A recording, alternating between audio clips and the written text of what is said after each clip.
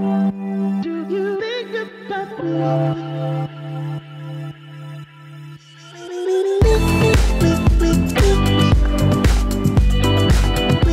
Good morning, everyone. It's Craig Studnicky from RelatedISG and ISG. I'm here today to give you the Q4 update from 2020 as promised. We're early in 2021. The results from the last half of 2020 are amazing, remarkable, and I think it is a tea leaf of what we can expect through most of the year of 2021. 2020 was indeed remarkable in so many ways. So let me begin. I'm going to start with a headline that greeted us right after the first of the year, and it deals with mortgage rates. I'll show you the graph very quickly. Mortgage rates dipped from 2.67 to 2.65 during the first week of January. It's not a very significant decline, I understand, but nevertheless a decline. And every mortgage expert in the United States is maintaining their opinion that mortgage rates are going to stay below 3% through all of 2021.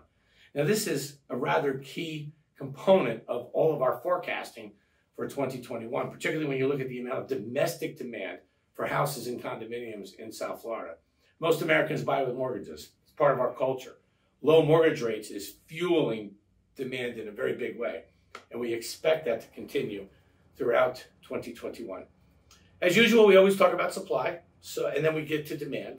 So let's start with supply, and I'm going to start with the developer inventory. This is the amount of inventory that we built in this past cycle, which once again began in 2020.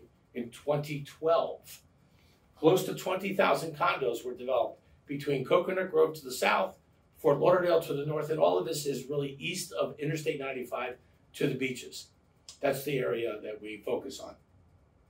Right now, there are 1,324 remaining units out of this 19,400 for sale, of which 700 is standing inventory. 700 from Coconut Grove up to Fort Lauderdale. When you slice and dice it neighborhood by neighborhood, it's not much inventory at all. What's really interesting, though, is 624, the difference between the 700 and 1,324. That's what's under construction from Coconut Grove to Fort Lauderdale. Let me put that in perspective. In the last cycle, the last decade, close to 20,000 condominiums were developed here in South Florida. In the previous decade, in the 2000s, we developed 35,000 condos, and that's arguably too many. But we have 624 going into 2021. That's nothing. I think you'll see at the end of this presentation, it's time for the big developers in South Florida to consider starting the next cycle. Anyway, this is macro. This is what it looks like down on Brickell Avenue. As you know, ISG is handling the sales for Swire Properties at Brickell City Center. In addition to which, we are happy to announce that ISG sold the last remaining unit at Echo Brickell during the fourth quarter of last year. It closed in December. Echo Brickell is now officially 100% sold out. Well, let's take a look at Brickell. 5,600 units were developed out of the 20,000 just in Brickell, of which 169 remain. 109 at Brickell City Center, 15 at Brickell Flatiron. That would be standing inventory. And 45 at Una. Una is under construction. It's on the bay. Spectacular building near the Rickenbacker Causeway. They just postponed their delivery to 2025, which basically means this being January of 2021. If you have a client related ISG that wants to buy a condominium in Brickell, something brand new, never lived in before, you have two choices now, Brickell City Center and Brickell Flatiron. Would it be possible that your clients would want Brickell? Yeah, here's why. We've said this to you before, but the numbers just keep proving out. In 2020, when we looked at all of the MLS condo resales in all of these different submarkets, Brickell all the way up to Fort Lauderdale, 1 out of every 3 happened in the Brickell neighborhood. Yes, that means that your clients, 1 out of 3 of them, are going to be asking you to show them a condominium property in Brickell. So whether you do it proactively or you do it as a reaction to a request, that's where 33% of your clients are going to take you. Brickell is clearly the most popular condominium market in all of Miami. Supply. This is what concerns me, and this is what I hope the big developers are going to pay attention to. In 2020, in the Brickell neighborhood, Una broke ground literally a year ago, last January. Nothing much happened in 2020. After January, we all know why. But this is the projection, as far as we can take it out, of future groundbreakings in Brickell. There's nothing planned, to make a long story short. I'm sure that by 2023 and 2024, these numbers will change. But as of right now, there is no supply in the pipeline besides Una, which is going to be delivered in 2025. Macroly, from Coconut Grove up through Fort Lauderdale, this is what it looks like. Last year, Una and Mr. C, a small condominium property in Coconut Grove, being developed by Terra Group, broke ground. Nothing planned for 2021 in all of these markets, from Coconut Grove all the way up through Fort Lauderdale. Zero. Nothing, as best we can tell, in 2022. Once again, I'm sure these numbers will change because I'm sure developers are going to start to consider starting the next cycle. But as of right now, this is what we call supply shock. There is nothing in the pipeline. MLS, let's go to single-family homes, because that was indeed a unique story. You know, if we had a crystal ball a year ago last January, and we knew what was coming, we would have bought all the single-family houses we could have gotten our hands on. Because we know that people were coming here from New York, from New Jersey, from Massachusetts. We know millennials were buying their first homes because of the low mortgage rates. We know that South Americans were coming up here, and so many of the Northeasterners and those from South America were practicing social distancing. It was easy to do in a house. The numbers are panning out. This 12-year low, by perspective, I think is fascinating. 15 years ago, in December of 2005, there were close to 14,000 single-family homes for sale in multiple listings: Dade County, Broward County, Palm Beach County. 10 years ago, in December of 2010, 15,500. In December of 15, almost 21,000 houses for sale. In December of 2020, it dropped to 94, 95. This is a 12-year low, because the last time we hit those kind of low numbers was early 2008. I will tell you all that based on the current absorption, the current sales pace in Dade, Broward, and Palm Beach County, you can expect that number to probably fall below 9,000 by the end of Q1 of this year. Single-family homes are already tight. You know that. It's hard to get listings now because people don't want to leave their houses. Prices are going up like crazy with single-family homes. We all know that they're selling at list plus, fueled once again by that northeastern migration to South Florida, fueled by super low interest rates, fueled by that mindfulness that social distancing matters. And add to that, developers are not keeping up with the development of new supply. They just haven't been. And I suspect that when it comes to single family homes, inventory is going to get even tighter. Prices are going to get even higher than they are now. Let's walk you through briefly what happened last year. This little line represents the amount of sales. If you're above the line, you did more sales in 2020 than you did in the previous year, 2019. If you're below the line, you did less. So what that means, like a long story short, is in Q1, we did almost 9% more single-family home sales, Dade, Broward, and Palm Beach, than we did in the previous year. And look what happened in Q2. Disaster, quarantine, pandemic. We didn't know what to make of this horrible virus. In Q3, single-family homes started to climb out as people started seeking houses, mostly because of social distancing, and once again, fueled by low mortgage rates. And look what happened in Q4. In Q4, it simply took off. Single-family home demand just continued to climb. Add to that not just the northeastern migration, not just the millennials buying their first home, because mom and dad told them to take advantage of these low mortgage rates. You may never see this again. And maybe it's time that you start planning the rest of your life. But we also had South America reopen, whether it was Mexico, Colombia, Argentina. They came to South Florida, not just looking at condos, but also single-family homes. And that, in part, fueled that. All of that added to an interesting reaction from condos. When the pandemic began, particularly in the second quarter, many condominium associations, as you all know, wouldn't even allow you to enter the building to show a condo. And let's face it, you didn't have a lot of clients that wanted to go into buildings to look at condos anyway.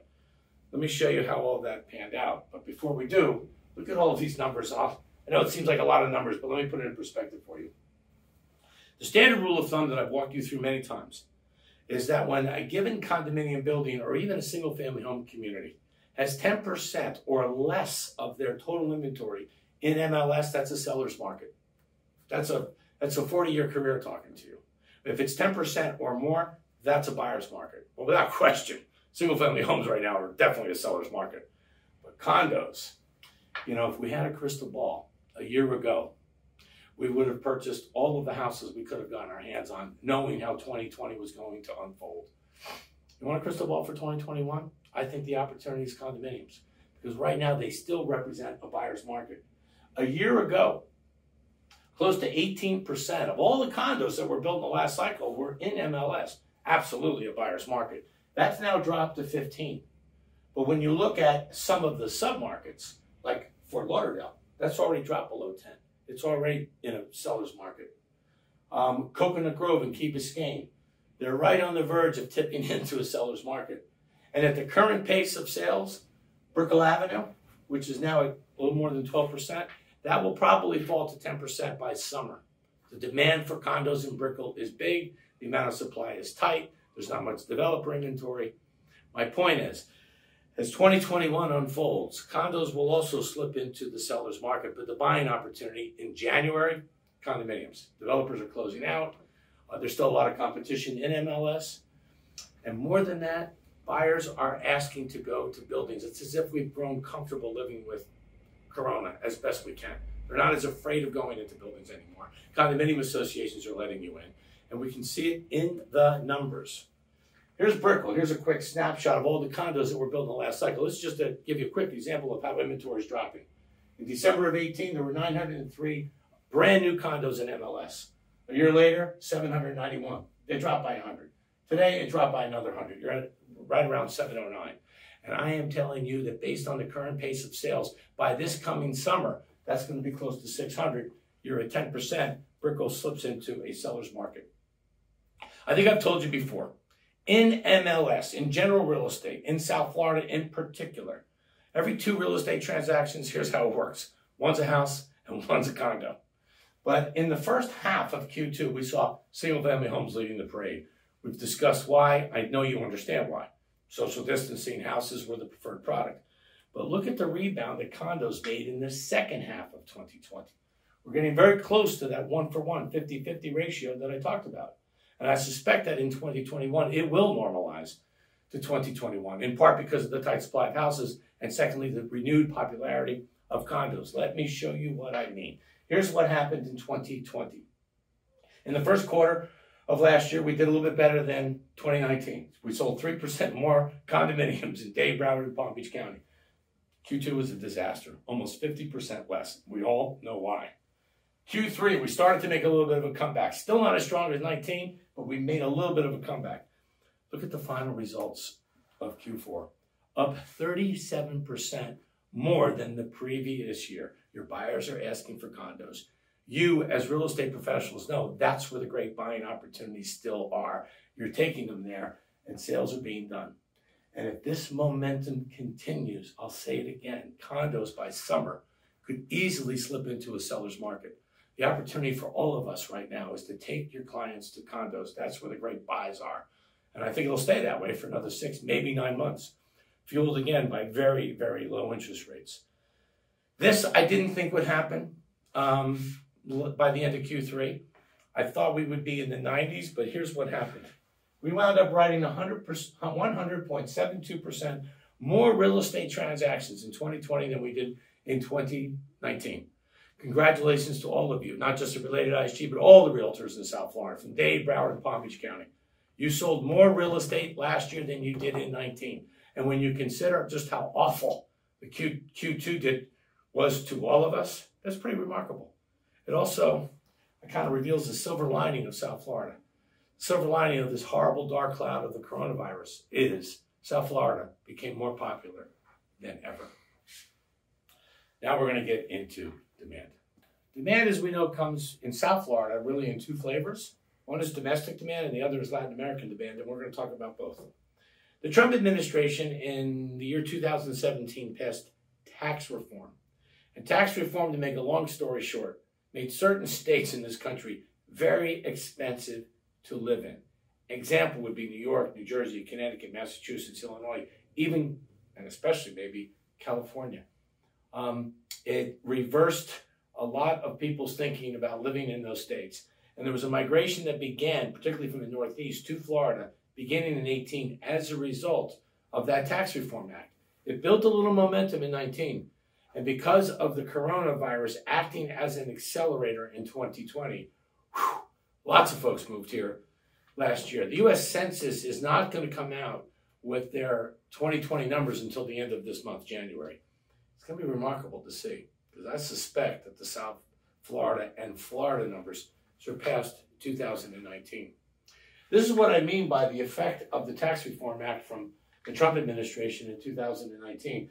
These red states, it's not a political statement, these states lost population beginning in 2018. Those numbers increased, those negative numbers increased in 2019. Once again, I don't know what it's going to look like in 2020, but their number one state of choice is Florida in every single case. And that's, in fact, what added to so much of the demand, fueled once again by these super low mortgage rates. The effect of this has been fascinating. I've owned ISG for close to 30 years, RelatedISG now for close to 10. I've lived here for 30, from New Jersey. And I never thought I would see this, because South Florida is very much a Latin American dominated market from a residential perspective. But things have shifted. The only thing that's constant in life, I guess, is change. 10 years ago, 50% of the demand of all condos, Dade, Broward, and Palm Beach County, came from Latin America. Majority, obviously Miami-Dade was even a little bit more. But when you lump all three counties together, that's how the numbers worked out. 21% being domestic demand, whether it came from Florida or Northeast U.S. That was the sum total 10 years ago. Last year, it completely reversed itself. The U.S. more than doubled. The United States domestic demand accounted for 50% of all condo sales, Dade, Broward, and Palm Beach County. 50%. Latin America dropped to 23%. Expect that number to increase this year. Why? The Latin American number. Why? Number one, the dollar is declining. Chairman Powell printed all that money back in the second quarter of 2020 to keep the United States from slipping into a recession. He also said this may have a declining impact on the value of the U.S. dollar, and in fact, it's happening. It's happening. I looked at the exchange rates this morning for the Mexican peso, the Colombian peso, the Brazilian real, just as an example. And they're all back to kind of where they were last January. They rose significantly, or I should say the U.S. dollar rose significantly in Q2, but they're right back to where they were a year ago.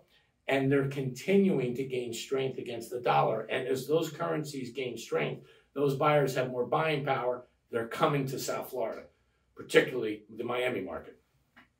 That, combined with the fact that there are a lot of serious shifting politics going on in South America, particularly now in Colombia, to the left. And people are getting nervous about their futures in those respective countries, making South Florida, once again, very attractive. So all of that to say, expect this number from Latin America in 2021 to increase. Expect domestic demand to maintain. I really do strongly believe that all of 21 will very much match what we saw in Q3 and Q4 of last year in terms of domestic demand. They're going to keep coming from the Northeast, fueled by super low mortgage rates. The coronavirus is going to stay with us for a little bit longer, and that's going to continue to act as a bit of an accelerator. So here are your key takeaways from the Q4 update. We have declining developer inventory for sure. This and MLS inventory, when it comes to houses, is at an all-time low probably. And when it comes to condos, still a buyer's market, shifting to a seller's market probably by this coming summer. We talked about low mortgage rates. Every mortgage expert in the United States predicts that these interest rates will remain low throughout this entire year, below 3%. Population growth, it's going to maintain domestically. Expect an increase this year from all of Latin America. And supply. There is no supply in the pipeline. So this is kind of a shout out to the biggest developers in all of South Florida. Perhaps 2021 is the year we begin the next cycle. We need to build with the kind of condominiums and the kind of single family homes that are in big demand. This demand curve is not going to stop. I believe it's absolutely going to accelerate. And there's going to be an opportunity for us to begin again. I will see all of you at the end of Q1. It'll be interesting to see what the results look like. I want to thank you all for your continued dedication to your hard work and your professionalism. Everybody at RelatedISG, you're doing an outstanding job, as well as all the other fellow realtors in South Florida, meeting the big demand and the popularity that South Florida is currently enjoying. I wish you and your families a very safe 2021. I'll see you at the end of Q1. Bye-bye now.